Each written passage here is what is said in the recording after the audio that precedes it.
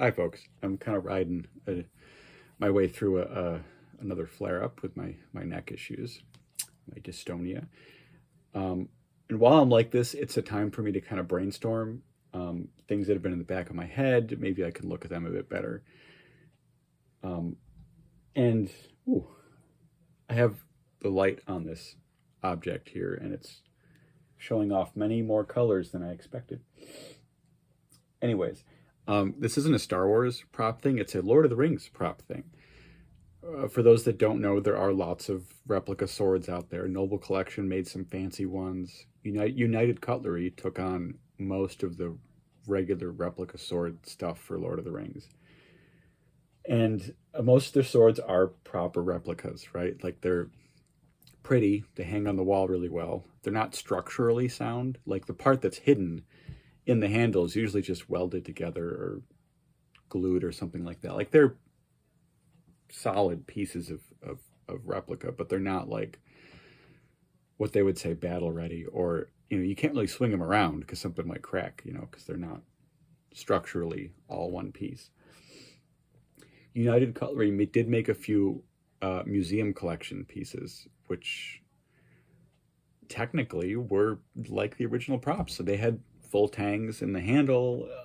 They were built more so like a real sword would be, and they were a bit more. They had a bit more attention to detail, replica-wise.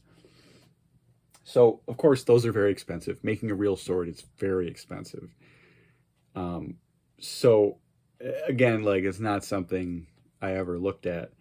I did bump into one from some toy store online, and I saw the product code, and I was like, "Why is this like a fifth of the price?" So I like emailed them, and they were like, "Yeah, it's just excess inventory they couldn't sell, and we picked them up cheap." So I did get Frodo's museum collection Sting from that store. Very, very discounted. It only came in like styrofoam. There was no glass case. There was no, accessories or whatever. And it's been a really awesome part of my collection ever since. But I've been looking at it over the years, and the decorations on the handle are just stickers, and they're peeling off. And the handle hardware itself was starting to tarnish because it was silver plated, very, very micro thin, but then it had like a weathering coat on it that was starting to darken and tarnish, and it was just getting worse and worse. So I tried to polish it.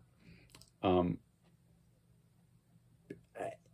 when you polish really thin layers of stuff, it doesn't quite go over so well. So I had to like take it apart to like fix it. And then when I had to fix it, like I'm like, all right, the handle on this thing, which is a very expensive item, is really only a tube of wood, very thin tube. And the stickers were coming off. Like, am I going to make new stickers? I guess I could, but that didn't feel like the right thing to do for long term.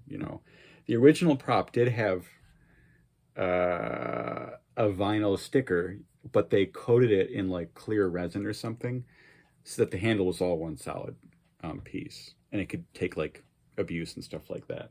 It's yellowed over the years, so the handles on the current props are a little kind of washed out, or dark, I should say. But I think they wanted to do silver inlay. They couldn't like pull it off, and it was a little too much to do, and it was a little unrealistic at the time. But since I really don't want to put another sticker on this, I'm not going to paint this with resin and have it yellow in 10, 20 years. I thought maybe silver inlay is a good way to go. When I had some time, when I had some moments of ability or whatever, I took some very, very nice South American hardwood. They used cocobolo.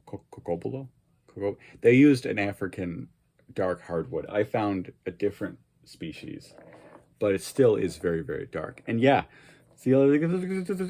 yeah, I did this by hand, and I took silver wire and chased it into these grooves. Fixed everything with glue, mind you. And I have to do a lot of cleanup work on it now because it's a little bit of a mess. But this was a block of wood split in two shaped to the right shapes for the handle hardware, hollowed out, and then carved into this silver inlay. Yeah, it's not perfect. It's not, up close you could really tell it's like hand done, and it, but for me as a prop replica maker, it's a lot more satisfactory than, it's a lot more satisfying than the sticker version. My brain is like this sometimes when I'm in pain. So I wanted to kind of slap this together on camera. Finally, it came with this flanged nut that I trimmed and turned on a lathe and kind of cleaned up a little bit. This little thing, which has a washer included in the profile, but thankfully, the mustache hair, the museum collection was actually full tang. Thank God. I've heard the Samwise Gamgee sword is not, but this is. I'm really happy that they did this. The blade itself in the museum collection is very thin. It is hollow ground. It's beautiful, but the handle, there was a lot of glue on this, but it is actually the same piece of steel running all the way down to a threaded end. Good enough, Mine is number 2338 out of 3,000. See if I can get that for you here. There were only 3,000 made, and I guess they couldn't sell some of the last ones, and that's how it ended up at that toy store. At least this, I have to polish this, jeez. Anyways, this is, I did try making a sword a couple years ago, and this was part of like the thing. You have to make sure that the blade itself runs all the way through, so that's all structurally sound. So this is their guard. It is cast. It is silver plated. You can see it's a little splotchy because I tried to polish it because it looked really dark and really shitty.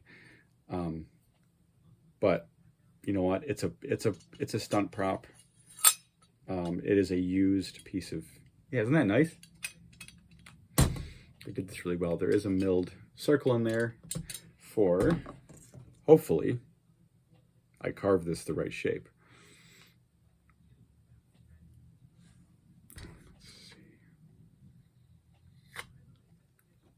I did carve this the right shape.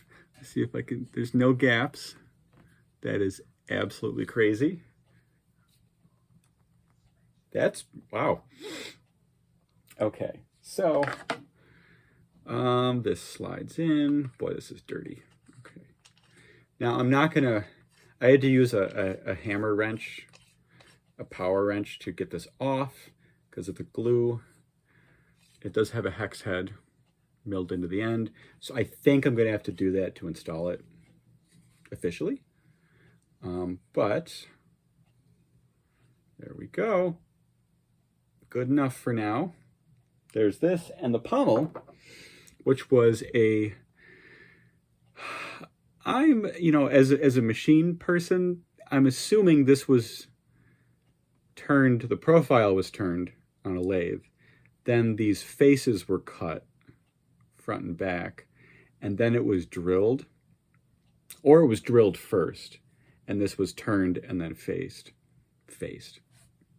profiled, because that would give you this round part here initially. I don't know how this was done, but the end is like a ball, which is pretty neat.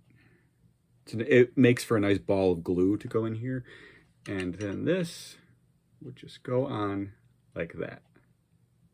There's a little bit of a gap. I can kind of,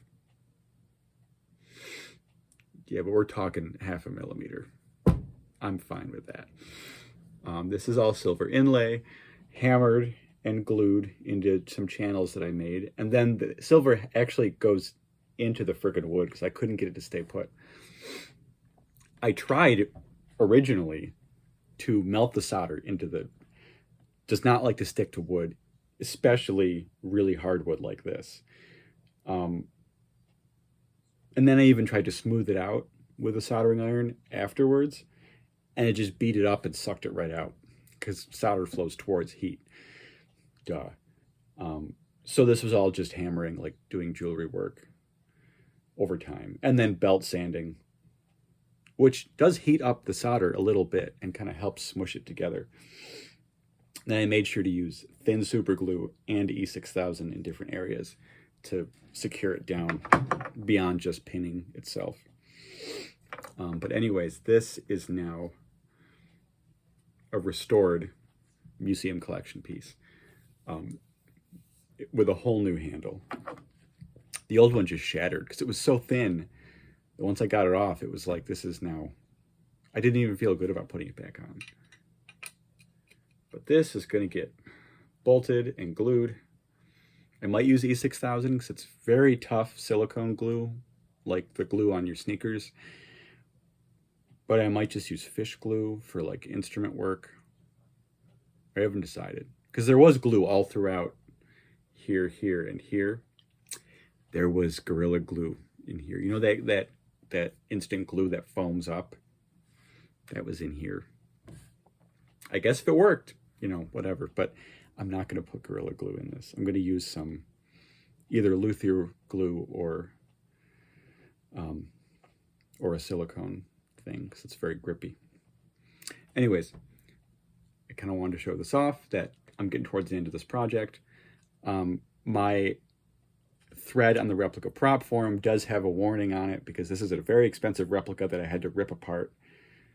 I decided to rip apart, and a lot of collectors really, that would make them cringe. So there is like a not safe for life warning on it that this is a destruction of a very expensive collectible. But I didn't spend the kind of money on it to make me feel bad about this. And this is an excuse to learn a new skill. Not get good at a new skill, but at least learn how to chase silver and how to do inlay. I've done shell inlay in instruments. And then I've done wood inlay in wood with other kinds of wood, which is a lot easier to do. This is ridiculous. This is absolutely ridiculous. But here we have it, folks. A consumer grade, a silver inlay on a Wengi wood handle. I looked up the pronunciation. It's not a J. It's I think it's a hard G. I didn't look it up to that degree that I remembered it, but whatever Wenge wood is, if it's from South America or Africa, I'm not sure. But this is a hardwood handle with the bolt, and then this will eventually slide into place. Thank you, United Cutlery, and thank you everyone on the Replica Prop Forum that gave me some tips and tricks and sent over some public photos of the props today. There were multiple different kinds. And even with Sting, like the museum collection looks different from the regular United Cutlery version. And it's not because one is just shittier. There were multiple different versions of Sting, including ones with bigger handles like the regular version and ones with smaller handles like this, which I kind of find fascinating. I don't know why. Maybe they needed a thicker handled one for something. I don't know. Some of the swords in Lord of the Rings were cast bronze handles with the blades cast in, in the hilt. Some were aluminum with resin cast hilts, and the resin was then plated on top of that. Isn't that cool? I think that's pretty cool. Anyways, I'll stop babbling. This is my show-off video, I guess, of getting in over my head and having something to show for it. All right, thanks, folks. Have a wonderful evening. I will see you in another life, brother. Anyone watch Lost? See you in another life, brother. Desmond's a little crazy, isn't he?